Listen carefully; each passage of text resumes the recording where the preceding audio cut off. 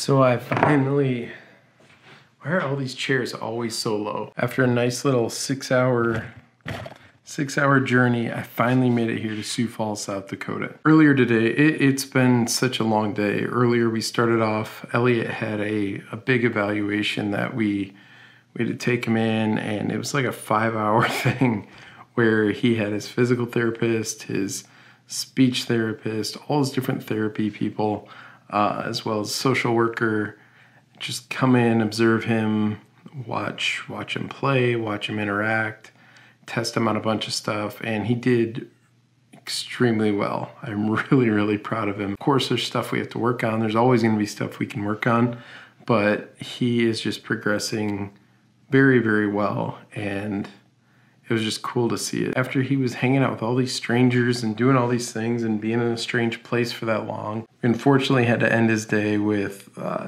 we had to take him to the lab at the hospital and get some blood drawn, which he doesn't care for, but Maureen was blowing bubbles and I held him tight, and he did awesome. He cried a little bit, but it went away really fast. He did really, really well. I am in Sioux Falls for work. This is kind of my first journey back on the road for the new year, and it's hard. It's one of those things where, you know, it always happens to me when I leave the family. You know, I'm saying goodbye and I love you to the kids and Maureen and everybody, and you just, especially like the first 20 minutes of your trip, you just kind of, I tear up and I think about them, and it's just like, what am I doing? Why am I leaving them?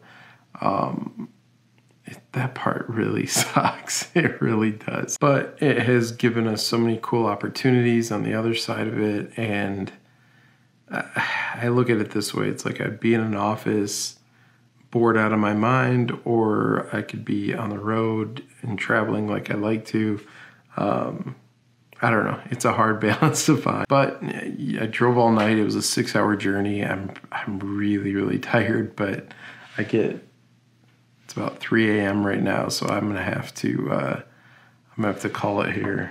Like, yeah, it's 3 o'clock. That's just kind of been my day. There was just, I drove literally in the dark the whole time. So, yeah, I just left a lot later than I wanted to because of Elliot's appointment, but it was totally worth being there for that. I know it's a short vlog and it's not really anything crazy exciting, but again, I'm just making sure that I'm pushing record every single day this year, just to, even if I'm documenting my day or recapping my day, I can at least document it for myself if nobody's going to watch it. But I still want to make sure I'm hitting record. It goes back to that patience and discipline.